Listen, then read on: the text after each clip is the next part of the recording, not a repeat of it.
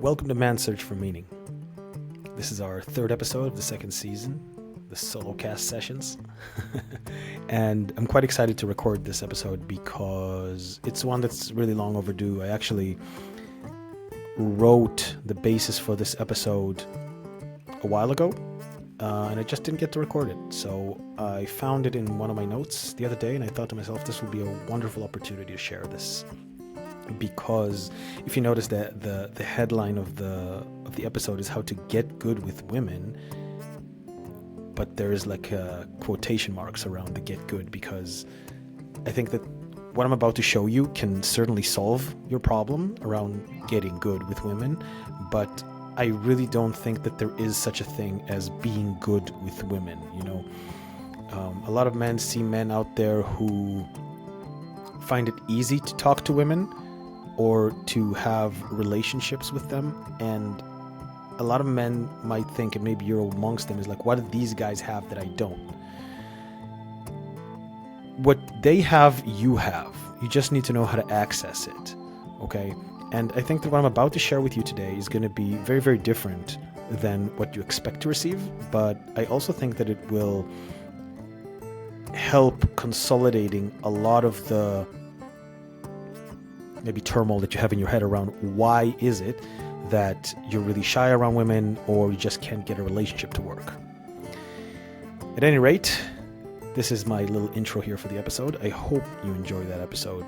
And if you want to support the show, don't hesitate to pop into the links to buy me a cup of coffee or subscribe to my Patreon. Thank you very much. Here's the episode. From my experience with working with men and from talking to men, I noticed that men who think that they are not good with women are usually men who just experience lack of success in the dating world.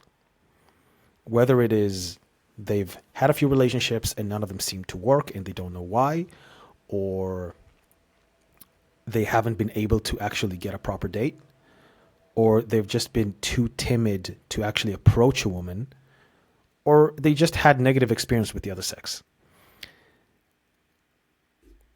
I think that it's worth separating between lack of success in the dating world and your ability to connect to people. Because essentially, being good with women is being good with people. It is the ability for you to connect with another person genuinely and authentically. I think that you will notice if you look at moments in your life where you feel very, very good with someone and you can communicate with them very well. And I can imagine if you're listening to this podcast, there's at least one person in your life, okay, that you feel very, very natural around, that you can communicate with, and communication just flows, and it's easy, and it's not something that you have to pretend to be something else so they will like you, right? You're just there being yourself, and the communication is just easy. The ability for you to get there to that point that it's easy and that it's not stressful and that you don't feel like you have to become someone or present something to someone so they will like you is the ability to be good with women. Now, what would you say is the difference between a situation where you're speaking to your best friend or your mom or, I don't know, or someone who you feel comfortable around, and a situation where you speak to a woman that you like, where you feel awkward and shy and weird, or that you try to avoid it altogether because you just think it's so stressful? Or if you're super triggered by a woman and you simply unleash qualities of your personality that you just don't like and that she doesn't like either, apparently.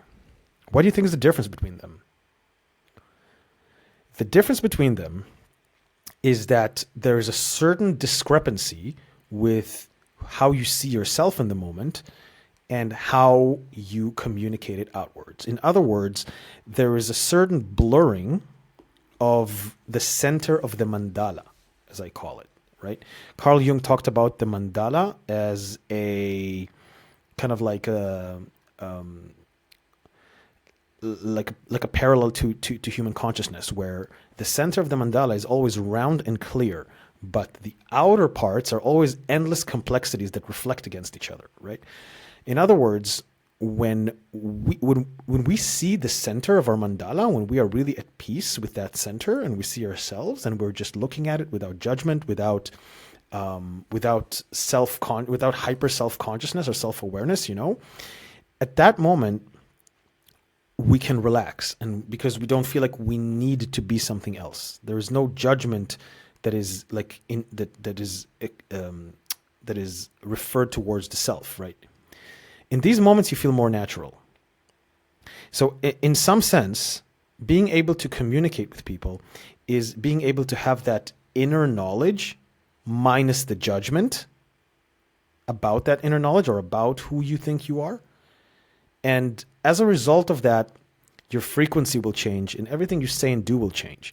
So the way you stand will change. You will be less anxious. The way you speak will change because you'll have a lower voice and you'll be more calm and less anxious and spiky.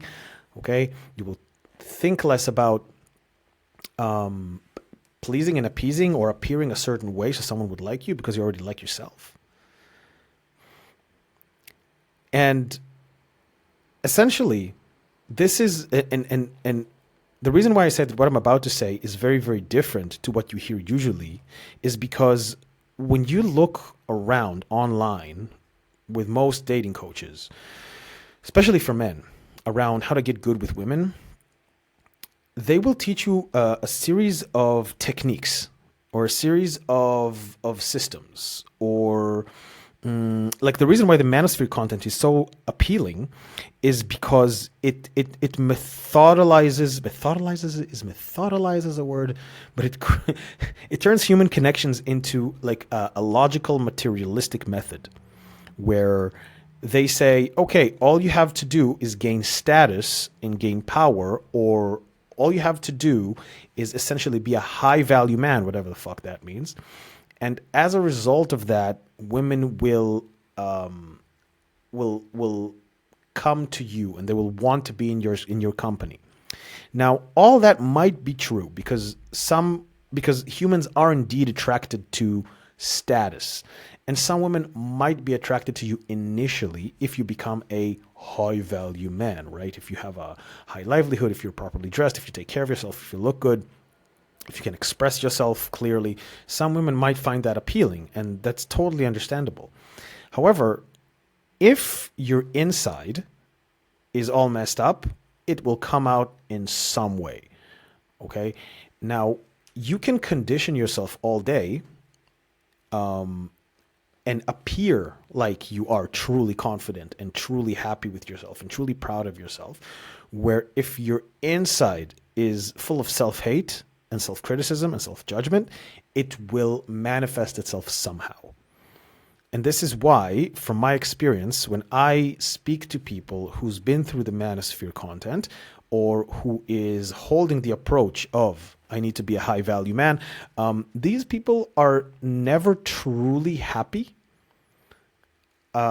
Which I wouldn't say that there aren't people who are happy being in the manosphere world. I bet there's some people who this world is amazing for them and they're super happy and whatnot. But I highly doubt that any of these men can hold a lasting relationship. Because when you put, let's say, all of these methods that they teach you, they are tools, okay? And I teach tools as well, and tools are important, okay?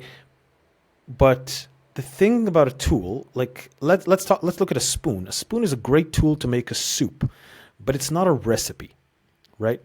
So what I'm trying to get at is to be actually good with women, you have to be good with yourself and you need to have the recipe. I'll tell you a little story about me. When I just started understanding this whole thing with women, I picked up a great book by a coach named Corey Wayne. That book is called How to Be a 3% Man, and up until today, I highly recommend it to my friends. The reason why I recommend the book is not only because of what is being said there. This is the book that really started everything for me. But also because Corey Wayne himself is a coach who is really, really into self-development, and he speaks about it a lot. The guy clearly has done a lot of work on himself, and that allowed him to present a series of tools that helped him like be very, very successful in the dating world. When I picked up this book, it was the first dating book that I picked up, and it's a really funny story. I was like always against dating books when I was younger because I thought like it's low to buy a dating book. But I was so frustrated with my dating life, and I was in this business kind of seminar where the guy recommended this book as a book that helped him get his ex back. And I was like, yeah, okay. So if he got his ex back, I was getting over my ex at that time. Like, it can be really, really cool. Let's just fuck it. Let's just try it, not tell anybody. The book really, really opened my eyes because it showed a lot of like how masculine, feminine energy works, how women and women dynamics work. And I started applying what happened in the book, what I read in the book. I read this book over 20 times. I swear to God. And I started applying everything that he says. And like, it worked. I was shocked that everything that he said there, even though it was completely counterintuitive to what I believed in at the time, worked. And this is actually what started everything for me. But I realized that after about a year or two of just doing this, I realized that I still didn't have a girlfriend. I still wasn't as successful as I hoped with women in the sense of, yeah, I had more dates. I was having a lot of fun. I'm having more fun, rather. But I was still unhappy with my dating situation because I wasn't receiving the loving frequency that I was hoping for. I wasn't getting to that higher vibration that I wanted by finding true love. And I didn't know what was stopping me. When I dug deeper, I realized that the transformation that I did was conditional. Like, I conditioned myself, my timid and self-judgmental self, to behave in certain ways that were just more appealing to women. Women were more attracted to me. I definitely had more results. It was great. But whenever things got deeper, I didn't have the tools to cope. I didn't have the tools to handle a woman who is upset for real. I didn't have the tools to handle what happens when I'm being triggered, when my childhood traumas are being laid on the surface, when I feel insecure and small and stupid. I could pretend all day, but women could see it at some point, especially when it gets deeper and deeper into the relationship. Essentially, what I understood is that I had to make an internal change. Okay? I realized that when I say that, it's not as sexy as do this, text that, say this, stand like this. Yeah? I understand that. But it's a little bit of a cliche to say that when you change the way you look at things, the things you look at change. I've had clients who wanted the pickup lines from me, and I on purpose didn't teach them any witty pickup lines, but just worked with them on themselves. And in the end, they told me, you know, I just went to that girl and I just said what I thought. And I didn't try to be anybody. I was just saying what I thought and what I wanted. And it turned out to be a really funny, witty pickup line. And she laughed a lot, and I got the number. And the reason for this is because the change that they had was an internal one and not an external one that conditioned the internal one. The steps that I'm about to offer you, and I'm going to offer you 3 steps to take. You can take them in any order that you wish. That will change your behavior because they will change your beliefs around what it takes to be good around women. And maybe in the beginning, you'll just have to believe it blindly. But if you actually try it for a couple months, you'll notice that there is something changing in the frequency. It won't be a fast, like, montage where after 10 minutes you're like swamped with amazing dates, yeah? Because life is not like that. And I don't want to throw like pink roses and expectations on you and promise you things that are impossible just because it's sexy, or it might, I don't know, get you to freaking buy my program or something. This is not what I'm interested in. Okay, I want to reflect to you real life so you'll have real expectations and give you actionable steps that you can handle in real life. So let's talk about the steps. Step 1 is You want to shift your focus from externalities and superficialities and onto values. And I'll tell you what I mean. And I'll tell you why that also starts from the inside. When you look for a partner, you're looking for someone to build a life with. Therefore, you want someone who has similar values to you, similar beliefs to you, similar aspirations to you. Okay? So, for example, if you are a person who believes in truth and you cannot stand a lie, and your woman lies all the time, or the women around you lie all the time, you will find that very, very frustrating, because it's going to create this discrepancy that I mentioned before between your inner self, and what is outside. It'll like have kind of hit that center of value, and that will create a lot of conflict, right? So essentially, if you want a life partner, you want the person closest to you to have a very similar mindset, where they're like, yeah, I don't like lying. I don't appreciate lying, right? Because you'll feel better with this person. As a result, you will feel more natural around this person. As a result, it'll be nicer for you to, hang around with this person. And notice that I'm saying values and not necessarily traits of character, because some person might be completely different to you, but they have very similar values to you. When you focus on the values, you can start searching for the person who has similar values to you, position yourselves where she is, and simply go there. Okay? Now, what will happen as a result, the places that she will hang out in, these are places where you would feel more comfortable in, because these are places that already resonate with your value system. Versus focusing on externalities and superficialities and going to a pub or a club, right? Because you think this is where you'll meet a woman. Like, honestly, I never felt comfortable with talking to women in bars and clubs, especially now in the past 5 years, where women are so suspicious towards men. It was like I could do it, but it was always very, very awkward to me. And I totally understand why someone would feel very, very awkward to go and talk to someone in a random bar or club. At the same time, the chance that the woman that you meet in a bar or a club is someone who's a potential partner is much smaller than if you go to a place that you thought about in advance that you might meet a woman who has similar values to you, and not just someone who looks good. Now, at the same time, when you meet someone who has similar values to you,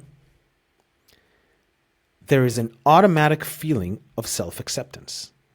You automatically feel like she sees you. And that automatically creates a sense of comfort, kind of like a, right, around this person, where you don't feel like you have to fake or pretend. You can just be who you are. And when you are who you are, that's one of the most attractive traits for women. Like when you see the people who are really, again, good with women, these are guys who just know how to be themselves. They just say what they want. They say what they think. They don't care about what anybody else thinks. They're just loose, right? And when you're around a person who's more similar to you, you just have more chances at being loose than when you're with just a random person at a bar or a club who is already very suspicious about her surroundings. Step number 2 at becoming much better with women is to stop engaging in self-sabotaging or comfort-oriented patterns. Let me explain. A lot of people are really frustrated with the dating world, men and women alike, and yet they keep engaging in the same patterns that get them rejected, ghosted, or frustrated. Right? I was just interviewed by a lovely lady who has a podcast here in Berlin, who told me, that she's so frustrated with the men she's dating, and she feels like there's no good men out there. And at the same time, her pattern is to find men in bars, mostly in bars, and in dating apps. Now, if you notice that, first of all, if we go back to the previous conversation about values, what are the chances that you'll meet someone who has similar values to you in a bar, a club, or a dating app? Very, very rare. Even in apps like Hinge, where you have like a little bit more of your dating profile to share, and you can kind of see, that person kind of matches with me, the chances that this person is like really, really vibing with you is much, much smaller, because it's just smaller. Okay, but if you notice that these patterns are not working for you, and they get you frustrated, okay, then you're creating a negative connotation between dating and taking action. Like, every time you take action around the dating world, you experience pain. Every time. Therefore, dating equals pain. Therefore, you become more anxious around the topic of dating. Therefore, you become more timid around starting a date with someone or starting to talk to someone, because you will get hurt and you don't want to experience the pain. This is also, by the way, why I really don't appreciate cold approaches, right? Cold approaches have one purpose: to teach you how to handle rejection. If you do cold approaches with the idea of, okay, I'm going to go get rejected, see how that feels, and deal with that emotion, awesome. Do that if that's your intention. But rejection is very, very difficult to experience. And if you go into do cold approaches hoping that you will get a proper date from it, then like I'm sorry to say, it just doesn't work. Yeah. But cold approaches are, first, a lot of men think it's the only way I can get numbers, because dating is a numbers game. Therefore, I need to get a lot of numbers. And if I do 100 cold approaches, then 10 of them will give me a real number, and then one of them will be a date. But then again, out of 100 approaches, 99% of them are rejecting you. If your approach to that is not very, very bulletproof, in a sense of I'm going to get rejected, you will create a connotation of pain, between pain and dating. Okay. And these are patterns that are they're creating this positive feedback loop where you keep engaging in the pattern, you receive the pain at the end, and then you feel frustrated at the pain, but you kind of don't know any other way. So you keep engaging in it and just experience more and more pain, more and more frustration. And it creates this kind of like a downward spiral where you just don't want to date anymore and just give up. So the solution to that is to start thinking proactively and thinking, all right, up until now, this is what I've been doing. Here is what I've been receiving out of what I've been doing. Is there anything else that I can do that will serve me in the dating world and that is not what I'm experiencing right now? For example, if you decide to become to follow step one and be value oriented, where can I go? Ask yourself, where can I go that a woman who has similar values to me would go? Where can I go that I don't feel like I hate the place, that I actually enjoy being? I can hang around there, I can spend time there. And a woman who has similar values to me would also potentially step into, right? My perfect example that I like to give people is CrossFit boxes, right? CrossFit boxes is a very social place.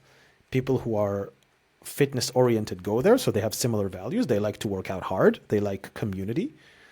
And a lot of people meet partners in CrossFit boxes, right? CrossFit gyms, if you don't know what I mean when I say a box. Okay. Where I coach CrossFit as a part-time, and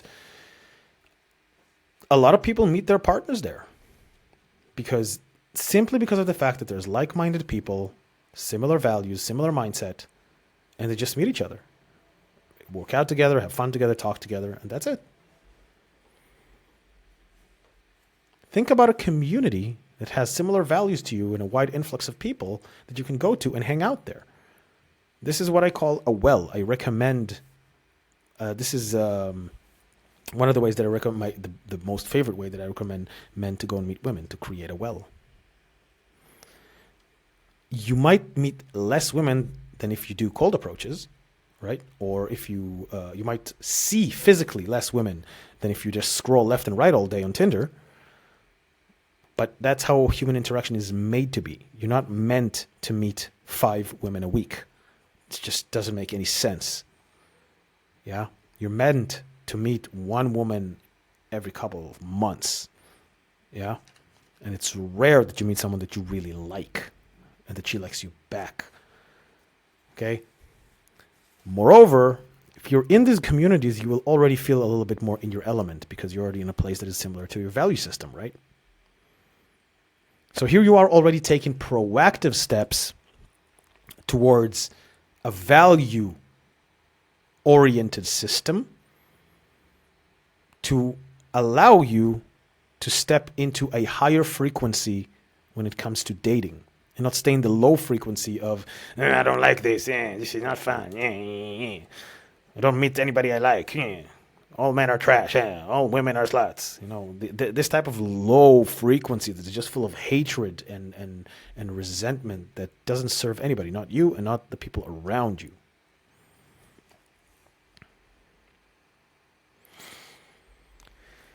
The third step is probably the hardest step and the least sexy step.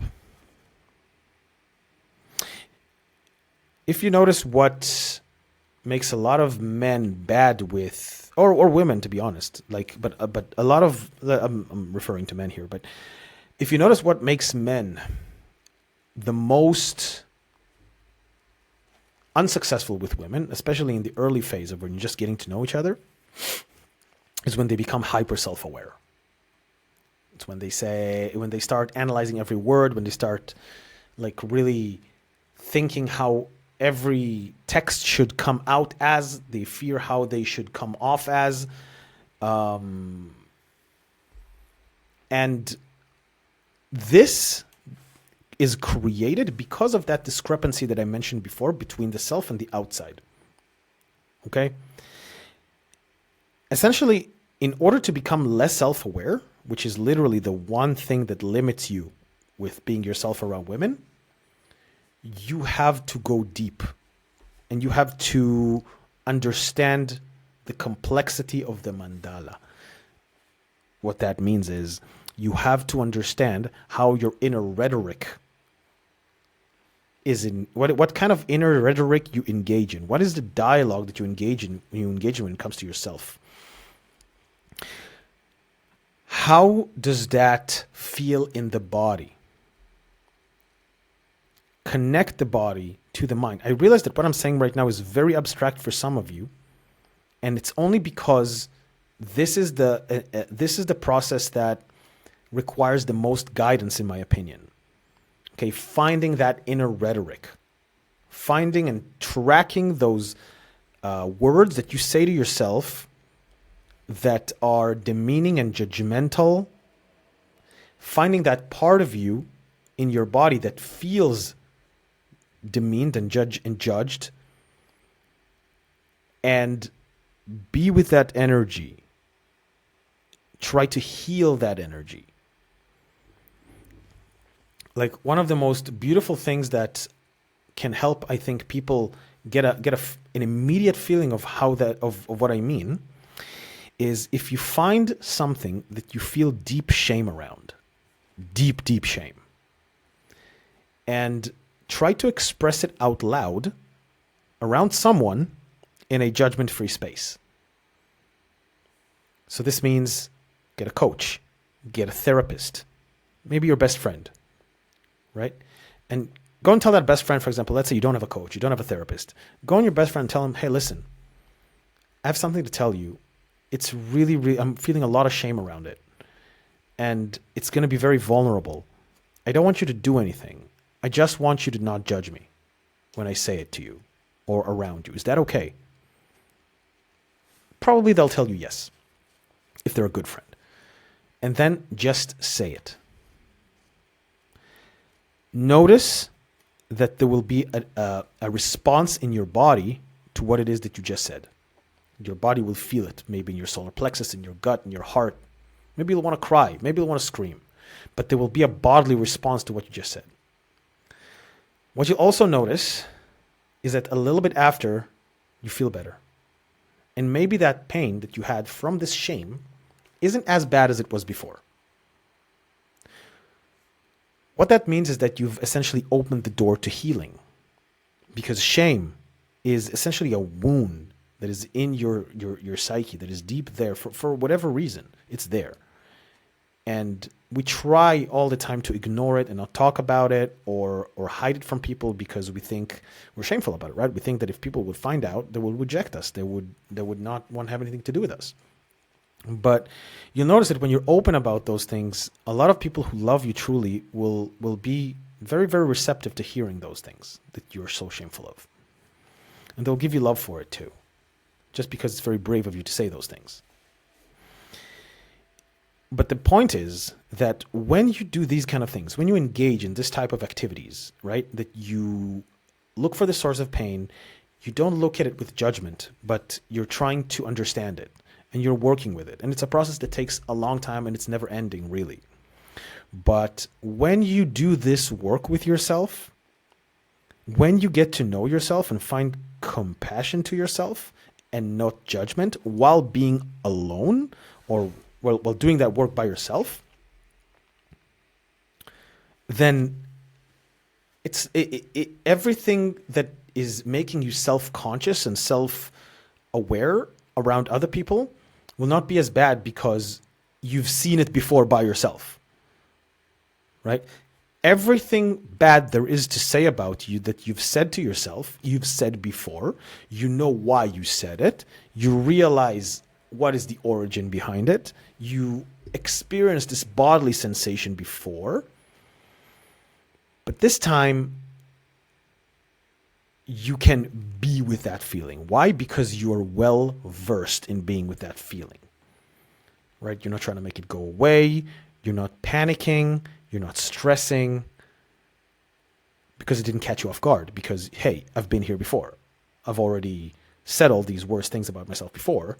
So now when I'm talking to this beautiful woman and I hear this like inner voice telling me, you're a shit, you're a shit, you're a loser, you're ugly, your face looks like dough. Yeah.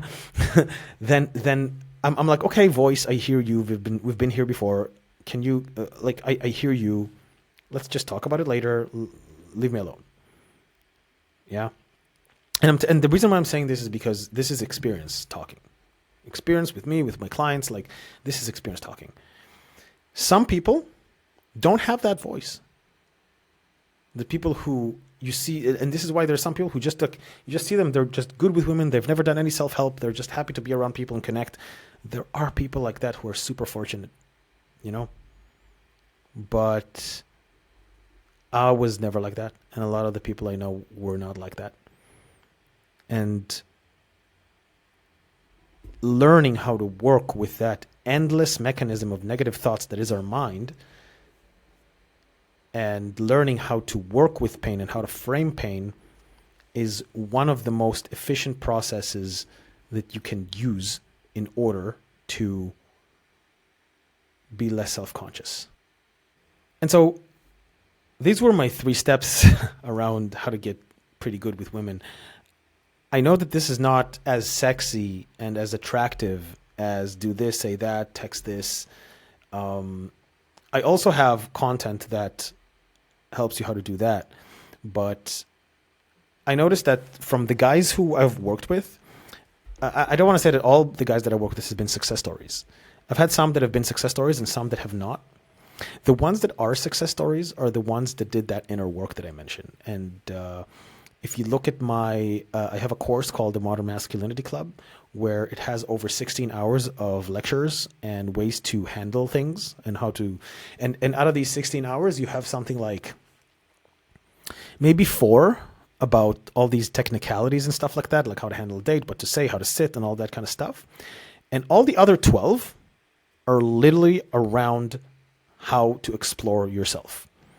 Because, and by the way, even the pickup guys realize that, and even the pickup guys now offer these type of exercises, but they offer it in a very shallow way, where it's like a 15%, these kind of exercises, and all the rest is like, be a high value man, as far as I understand. But The main idea is that the work inside will change how outside looks like. Okay, and as I said, the guys who were successful with my program are the people who did the inner work. Maybe they even came to my program with a little bit of inner work before, and then this course completely transformed how they saw dating, how they saw themselves in dating. And the people who were even more successful are the people who, after the course, decided, hey, I want to actually go deeper into myself. I want to actually do some one-on-ones and go deep and be able to uncover all of those, let's say, what I don't know that exists there that is like affecting me. Maybe this deep shame that I feel all the time. Maybe this deep self-consciousness that just like breaks me every time I talk to a woman. The people who were less successful are the people who looked for the techniques. Why do I say they were less successful? Because they managed to get girlfriends, they managed to date for a little bit, definitely. But in the end, they went back to their old self because they didn't go deep into the patterns. I had one client who was able to find a girlfriend in 6 weeks into my program because he did what I told him, all the technicalities, right? But he didn't do the inner work. And as a result, I connected with him a few months later. He just disappeared on me, right? But I connected with him a few months later, and this girlfriend that he got robbed him of $10K because his nice guy patterns surfaced back up, and he didn't treat them. And instead, he just thought, yeah, I have the tricks, I have the tips, I can do it with the tips. But he didn't do the inner work. And so I guess my message to you is that the way to move forward is through the center of the mandala. Instead of looking out, instead of hoping things will work out and try to work things out, work things in and try to look in and see how looking in and fixing the inner part will change how the outside looks for you. If you want to kind of get a little bit of a guided help around this, you can pop onto the link in the program, strengthenrelationships.com, where I offer not only not only how I don't only show you how my clients did it, but I also give you an exact action plan on how to do that. Like there's a little 1-hour video course that is for free. You can just go into the website, just watch the videos, put your email, and I'll send it to you there. And you can really get an action plan on what to do to start living a value-driven, ethical dating life and really change the patterns of your dating now. If you want to do that, hop onto my website and everything is there. That's been the end of this episode. I hope it's been helpful. I try to keep it short. I wanted it to be 30 minutes, but it ended up being 40.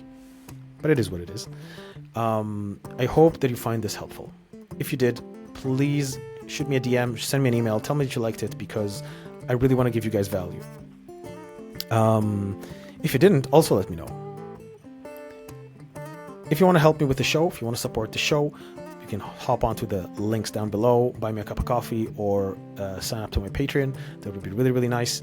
And you can always just also hit me up for a consultation call or just talk to me if you need my help. That's been Man's Search for Meaning. Thank you so much, my friends. See you soon.